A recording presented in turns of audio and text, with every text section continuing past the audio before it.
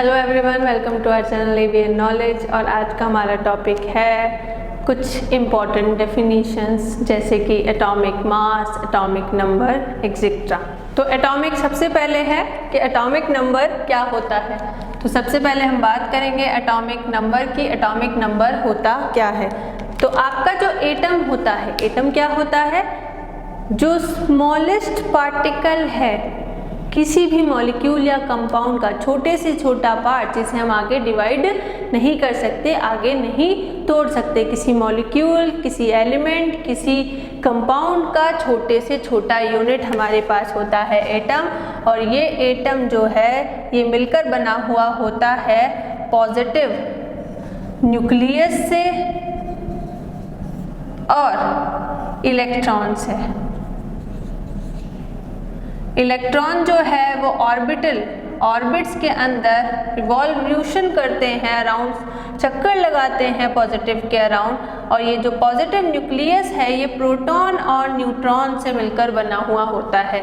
तो आपका जो एटम है वो अपने अंदर 3 स्मॉल पार्टिकल कंसिस्ट करता है, वो है आपके प्रोटॉन, न्यूट्रॉन और इलेक्ट्रॉन। इलेक्ट्रॉन आपके होते हैं नेगेटिव चार्ज और प्रोटॉन आपके होते हैं पॉजिटिव चार्ज। चार्ज इलेक्ट्रॉन और प्रोटॉन पर इक्वल होता है, बस साइन उनका कैसा होता है? अपोजिट होता है। दोनों पर चार्ज आपका है E, लेकिन जो प्रोटॉन का चार्ज है वो है पॉजिटिव और जो इलेक्ट्रॉन का चार्ज है वो है नेगेटिव। जो एक इलेक्ट्रॉन और प्रोटॉन पर चार्ज होता है उसकी वैल्यू होती है 1.6 × 10⁻⁹ कूलम। कूलम आपकी यूनिट है चार्ज की। तो ये आपके ऊपर E का चार्ज है। अगर इलेक्ट्रॉन के चार्ज की बात करेंगे तो ये आ जाएगा नेगेटिव चार्ज, -1.6 × 10⁻⁹ कूलम। तो ये आपके एटम की स्ट्रक्चर होती है। एटम किससे मिलकर बनता है? इलेक्ट्रॉन, प्रोटॉन और न्यूट्रॉन से।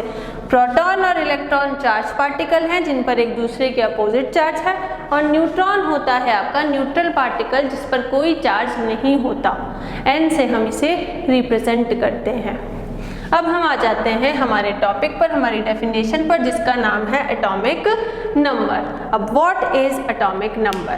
एटॉमिक नंबर क्या होता है? एटॉमिक नंबर को हम रिप्रेजेंट करते हैं Z से। हम एटॉमिक नंबर को रिप्रेजेंट करते हैं Z से, और Z इक्वल होता है नंबर ऑफ प्रोटॉन के। किसी भी एटम में जितने नंबर ऑफ प्रोटॉन प्रेजेंट होते हैं उसे उसका कहते हैं एटॉमिक नंबर। और नंबर ऑफ प्रोटॉन हमेशा नंबर ऑफ इलेक्ट्रॉन के इक्वल होंगे। इलेक्ट्रॉन के इक्वल इसलिए होंगे क्योंकि आपका एटम होता है न्यूट्रल, तो पॉजिटिव चार्ज जितना होता है उतना ही नेगेटिव होना जरूरी है। तो नंबर ऑफ प्रोटॉन को हम Z से, एटॉमिक नंबर से रिप्रेजेंट करते हैं। जितने नंबर ऑफ प्रोटॉन किसी एटम में प्रेजेंट है वो उसका क्या होगा? उसका एटॉमिक नंबर होगा। इसे हम रिप्रेजेंट करेंगे किससे? तो इसे हम रिप्रेजेंट करेंगे Z से। इसके बाद हमारे पास आता है एटॉमिक मास। एटॉमिक मास क्या होता है? एटॉमिक मास को कई बार हम मास नंबर से कंफ्यूज कर देते हैं। मास नंबर और एटॉमिक मास में क्या डिफरेंस है, सबसे पहले मैं आपको जनरली बता देती हूँ। आपके पास होता है मास नंबर। मास नंबर होता है न्यूक्लियस के अंदर प्रेजेंट प्रोटॉन और न्यूट्रॉन के नंबर, कि कितने प्रोटॉन प्रेजेंट है, कितने न्यूट्रॉन प्रेजेंट हैं। उन दोनों को ऐड करोगे आपके पास वैल्यू आ जाएगी मास नंबर की। और मास नंबर को हम रिप्रेजेंट करते हैं किससे? A से। मास नंबर हमेशा होल नंबर होगा, क्योंकि प्रोटॉन और न्यूट्रॉन के नंबर डेसिमल नहीं हो सकते, फ्रैक्शन नहीं हो सकते, वो हमेशा होल नंबर होंगे। तो उनका सम भी हमेशा कैसा होगा? होल नंबर होगा। लेकिन एटॉमिक मास और एटॉमिक वेट क्या है? एटॉमिक वेट और एटॉमिक मास एटम में प्रेजेंट प्रोटॉन, न्यूट्रॉन और इलेक्ट्रॉन का वेट का सम है, विच कैन बी डेसिमल। तो ये मेजर डिफरेंस है किसी के अंदर एटॉमिक मास और मास नंबर में। हालांकि इन दोनों की वैल्यूज लगभग इक्वल आती है, लेकिन फिर भी एक माइनर सा डिफरेंस है, और वो माइनर सा डिफरेंस किस चीज़ का है कि एटॉमिक मास हम कहेंगे इन तीनों की मास के एवरेज को, जबकि मास नंबर है proton plus neutron which can be whole number only, but atomic mass कैसा हो सकता है, डेसिमल भी हो सकता है। एटॉमिक मास होल नंबर हो ऐसा ज़रूरी नहीं है। इसे रिप्रेजेंट करते हैं हम ए से। तो एटॉमिक मास आपका होता है एवरेज, और एटॉमिक नंबर या मास नंबर आपका होता है प्रोटॉन प्लस न्यूट्रॉन का सम, और एटॉमिक नंबर आपका होता है जो नंबर ऑफ प्रोटॉन और इलेक्ट्रॉन किसी भी एटम में प्रेजेंट होते हैं वो। अब ये नंबर ऑफ प्रोटॉन और न्यूट्रॉन जो इलेक्ट्रॉन जो है इसे आप Z से रिप्रेजेंट करते हो, और ये होता है आपका न्यूट्रल एटम के लिए। न्यूट्रल एटम का मतलब इलेक्ट्रॉन और प्रोटॉन के नंबर सेम है। अगर हम आयंस की बात करें तो आयंस की बात करने के कंडीशन के अंदर आयन प्लस हो सकते हैं और आयन माइनस हो सकते हैं। जब हम किसी इलेक्ट्रॉन को एक्सेप्ट करते हैं या डोनेट करते हैं तो आयन बनते हैं। जब हम इलेक्ट्रॉन को एक्सेप्ट करते हैं तो इलेक्ट्रॉन के नेगेटिव होने की वजह से हम पर नेगेटिव चार्ज, एटम पर नेगेटिव चार्ज आ जाता है, और डोनेट करने की वजह से उस पर पॉजिटिव चार्ज आ जाता है। तो इलेक्ट्रॉनों के नंबर में चेंज हो जाता है, इलेक्ट्रॉनों के नंबर में चेंज हो सकता है, लेकिन एटॉमिक नंबर चेंज नहीं होता, वो हमेशा नंबर ऑफ प्रोटॉन के इक्वल रहता है। तो हम जब Z की बात करते हैं तो न्यूट्रल कंडीशन में number of proton is equal to number of electron, लेकिन आयन की कंडीशन में हम ये नहीं कहते। आयन की कंडीशन में हम क्या कहेंगे, आयन की कंडीशन में हम कहेंगे केवल नंबर ऑफ प्रोटॉन, क्योंकि नंबर ऑफ इलेक्ट्रॉन चेंज हो गए वहां पे, या तो एक्सेप्ट कर लिया या फिर डोनेट कर लिया। अब किसी एक एटम को हम दो पार्ट में डिवाइड कर सकते हैं, और वो दो पार्ट कौन से हैं, वो दो पार्ट है आपके न्यूक्लियस और outer sphere. Atom can be divide into two parts, nucleus and outer sphere. Outer sphere में होते हैं इलेक्ट्रॉन्स और न्यूक्लियस में होते हैं proton and neutrons, proton and neutron. अब कोई एटम है, एटम मान लो हम उसे कह देते हैं X, तो उसे रिप्रेजेंट कैसे करेंगे, A को रिप्रेजेंट, X को रिप्रेजेंट करेंगे A और Z से, जहाँ पे Z क्या है, Z है एटॉमिक नंबर, और A क्या है, A है मास नंबर। मास नंबर का मतलब मैंने आपको बताया proton plus neutron, mass number. इसे नंबर ऑफ न्यूक्लियॉन्स भी कहते हैं, equal to number of nucleons. Nucleons किसे कहते हैं, जो न्यूक्लियस में पार्टिकल्स मिलते हैं। तो प्रोटॉन और न्यूट्रॉन को न्यूक्लियॉन्स भी कहा जाता है, तो मास नंबर को हम नंबर ऑफ न्यूक्लियॉन्स भी कह सकते हैं। तो इसे हम रिप्रेजेंट करेंगे किसी भी एटम को इस तरह से, X Z A। A क्या है, मास नंबर है, एटॉमिक वेट नहीं है। एटॉमिक वेट मैंने कहा प्रोटॉन और न्यूट्रॉन के वेट का एवरेज, वो कैसे निकालेंगे तो उसे देखते हैं। तो किसी एटम को रिप्रेजेंट करने के बाद एटॉमिक मास हम कैसे निकालेंगे, तो वो हम निकालते हैं इन तीनों के मास से। आपका एक एटम जो है वो इलेक्ट्रॉन, प्रोटॉन और न्यूट्रॉन से मिलकर बना रहता है। प्रोटॉन और न्यूट्रॉन न्यूक्लियस में होते हैं। एक प्रोटॉन का मास होता है किलोग्राम के अंदर 1.672 इंटू 10 की पावर -27 किलोग्राम। और AMU क्या होता है, AMU को कहते हैं हम atomic mass unit. Atomic mass unit क्या होती है और ये कैसे निकालते हैं हम ये आगे के वीडियोस में देखेंगे। AMU मास को, एटम के मास को बताने के लिए एक यूनिट है जिसके अंदर इसकी वैल्यू आती है 1.00727 AMU, एटॉमिक मास यूनिट। और न्यूट्रॉन का मास kg के अंदर होता है 1.675 इंटू 10 की पावर -27, जबकि AMU के अंदर होता है 1.00866 AMU। Mass of electron 9.1 into 10 की पावर -31 kg, और AMU के अंदर वैल्यू होती है इसकी 0.000549, जो कि इसकी वैल्यू से बहुत ही कम है। तो कई बार हम इलेक्ट्रॉन को नेग्लिजिबल मानकर भी अपनी कैलकुलेशंस कर सकते हैं, इसलिए हम मास नंबर में प्रोटॉन और न्यूट्रॉन को ही इंक्लूड करते हैं, इलेक्ट्रॉन को इंक्लूड नहीं करते हैं। अब यहाँ पर जब हमें किसी का मास निकालना है तो एग्जाम्पल देखते हैं। मान लो हमें एटॉमिक वेट निकालना है कार्बन का। कार्बन को हम रिप्रेजेंट करते हैं इस तरह से, इसके मास नंबर है 6 क्योंकि इसका एटॉमिक नंबर है 6। Atomic number means number of proton and number of electron, और इसका जो मास नंबर है वो भी 12 होता है।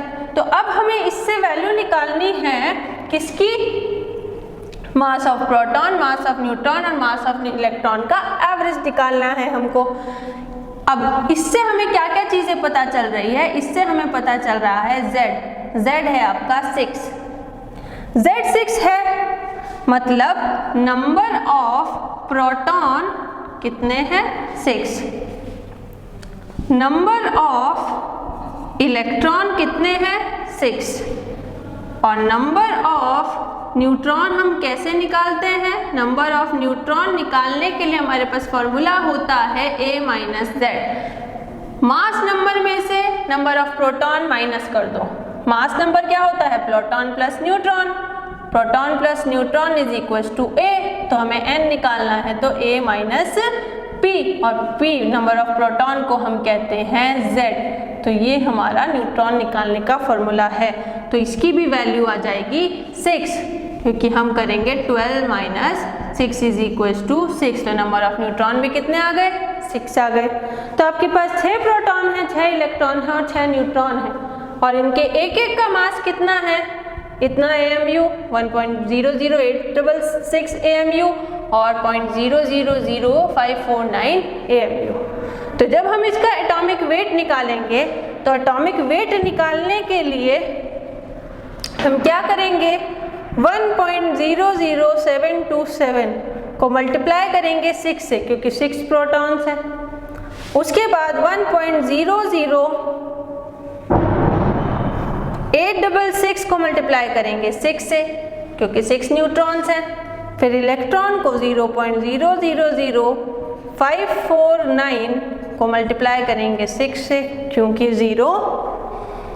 6 आपके पास इलेक्ट्रॉन भी है। जब हम इनका सम करेंगे तो हमारे पास वैल्यू आएगी 12.0066 AMU। तो ये हमारे पास वैल्यू आई डेसिमल के अंदर एवरेज निकालने पर, और डेसिमल के अंदर जो वैल्यू आपके पास आई ये आप क्या कर दोगे, इससे डिफर कर रही है, ये आपके पास होल नंबर थी तो मास नंबर जो है वो होल नंबर हो सकता है, mass number is equal to whole number, but atomic weight कैसा होगा, atomic weight can be decimal, क्योंकि हमने क्या निकाला, प्रोटॉन का मास, न्यूट्रॉन का मास और इलेक्ट्रॉन के मास को सम कर दिया तो हमारे पास वैल्यू आ गई एटॉमिक वेट की। इन तीनों के वेट को सम किया तो वैल्यू आ गई एटम के वेट की, और वो क्या आई आपकी डेसिमल आई, जबकि मास नंबर आपका डेसिमल नहीं होता, मास नंबर होता है प्रोटॉन प्लस न्यूट्रॉन। कई बार हम इन दोनों को आपस में कंफ्यूज कर जाते हैं और मास नंबर को ही एटॉमिक वेट समझते हैं, लेकिन मास नंबर डेसिमल नहीं हो सकता, एटॉमिक वेट डेसिमल हो सकता है। एटॉमिक वेट एटम के अंदर प्रेजेंट पार्टिकल का टोटल वेट, और mass number of proton plus number of neutron which can not be decimal. इसके अलावा हम एटम से रिलेटेड और एग्जाम्पल्स देखते हैं जिससे हमें किसी भी एटम, न्यूट्रल एटम या आयन के अंदर नंबर ऑफ इलेक्ट्रॉन और प्रोटॉन बताने में आसानी हो सके। आपके पास है सोडियम का एटम, सोडियम के एटम में यहाँ 11 और ये 23, ये 11 और ये 23। तो इसके लिए Z की वैल्यू, Z क्या है, एटॉमिक नंबर की वैल्यू है 11। इसके लिए A की वैल्यू है 23 और A क्या होता है, A होता है Z प्लस n, Z क्या है? Atomic number, which is equal to number of proton. तो अगर मैं n निकालना चाहूँ तो मेरे पास वैल्यू आ जाएगी a माइनस जेड, तो 23 माइनस जेड, और z की वैल्यू है मेरे पास 11, तो मेरे पास न्यूट्रॉन की वैल्यू आ गई 12। अब नंबर ऑफ इलेक्ट्रॉन, तो number of electron neutral atom में उतने ही होते हैं जितने की नंबर ऑफ प्रोटॉन, तो number of proton is equal to number of electron which is equal to 11। तो नंबर ऑफ इलेक्ट्रॉन मतलब इलेक्ट्रॉन भी कितने हैं 11, प्रोटॉन भी कितने हैं 11, न्यूट्रॉन कितने हो गए 12, और ए कितना हो गया 23। तो ये चीजें हमें इससे पता चल गई। अब आपके पास न्यूट्रल एटम ना हो के आपके पास है Na प्लस। प्लस का मतलब है, प्लस कब आता है? जब इलेक्ट्रॉन बाहर चला जाता है। एक प्लस है मतलब एक इलेक्ट्रॉन बाहर, अगर 2 प्लस है तो मतलब 2 इलेक्ट्रॉन बाहर। तो Na प्लस है, Na प्लस का मतलब इसके पास यहाँ पर है 11 एटॉमिक नंबर और ये है 23, तो एक प्लस है, तो आपके पास नंबर ऑफ प्रोटॉन इक्वल हो गए एटॉमिक नंबर के, विच इज इक्वल टू 11। लेकिन अब इलेक्ट्रॉन इसके इक्वल नहीं है। इलेक्ट्रॉन क्या होंगे? इलेक्ट्रॉन के नंबर होंगे Z, नंबर ऑफ प्रोटॉन या एटॉमिक नंबर माइनस चार्ज, और चार्ज कितना है? 1 है, तो आपके पास 11 minus 1 is equal to 2। Electron की वैल्यू कितनी आ गई? 10 आ गई। ए क्या होगा? ए यहाँ लिखा हुआ है, A is equal to 23 which is equal to proton plus neutron. Proton कितने हैं? 11 है, तो न्यूट्रॉन कितने हो जाएंगे? न्यूट्रॉन हो जाएंगे a माइनस जेड, ए है 23 और ये है 11Z, तो ये आपका आ गया 12। तो अब इस आयन के लिए प्रोटॉन आ गए 11, न्यूट्रॉन आ गए 12 और इलेक्ट्रॉन आ गए आपके पास 10। नंबर ऑफ प्रोटॉन या फिर एटॉमिक नंबर में से चार्ज माइनस करते हैं तो हमारे पास आ जाता है नंबर ऑफ इलेक्ट्रॉन। दूसरे चार्ज के लिए देख लेते हैं F माइनस। F माइनस के लिए जब हम नंबर ऑफ इलेक्ट्रॉन, प्रोटॉन और न्यूट्रॉन निकालेंगे तो हम कैसे निकालेंगे? फ्लोरीन का एटॉमिक नंबर है आपके पास 9 और फ्लोरीन के एटॉमिक नंबर से जब हम इलेक्ट्रॉन निकालेंगे तो इलेक्ट्रॉन निकालने के लिए पहले प्रोटॉन निकालते हैं। प्रोटॉन आपका एटॉमिक नंबर के इक्वल होता है विच इज इक्वल टू 9, पर यहाँ पे माइनस साइन है, एक इलेक्ट्रॉन को एक्सेप्ट कर लिया। जब नेगेटिव चार्ज आता है तो हम इलेक्ट्रॉन ज़्यादा होते हैं, पॉजिटिव होते हैं तो इलेक्ट्रॉन बाहर चले जाते हैं। तो यहाँ पे प्रोटॉन कितना था? प्रोटॉन आपका था 9, चार्ज कितना है? नेगेटिव में इलेक्ट्रॉन बढ़ गए, एक बढ़ गया तो प्लस का 1, तो अब इलेक्ट्रॉन के नंबर हो जाएंगे 10 जबकि प्रोटॉन और एटॉमिक नंबर है आपका 9। और n कैसे निकालेंगे? a में से माइनस करेंगे आप z को, a में से z को माइनस करके हम क्या निकाल लेंगे? Atomic number. a आपका मान लो a हमारी वैल्यू 18 है तो 18 minus 9 is equals to 9 number of neutrons. आपके कितने हो गए? 9 हो गए। इसके अलावा कुछ और एग्जाम्पल भी ले सकते हैं, जैसे अभी हमने मैग्नीशियम का देखा था। तो मैग्नीशियम में चार्ज है आपका +2, मैग्नीशियम +2। मैग्नीशियम की जब वैल्यू हम फाइंड आउट करेंगे तो मैग्नीशियम का एटॉमिक नंबर है Z इज इक्वल टू 12, तो नंबर ऑफ प्रोटॉन भी क्या हो जाएंगे? 12 हो जाएंगे। बट अब इलेक्ट्रॉन 12 नहीं होंगे क्योंकि प्लस हो गया इलेक्ट्रॉन, 2 इलेक्ट्रॉन बाहर चले गए।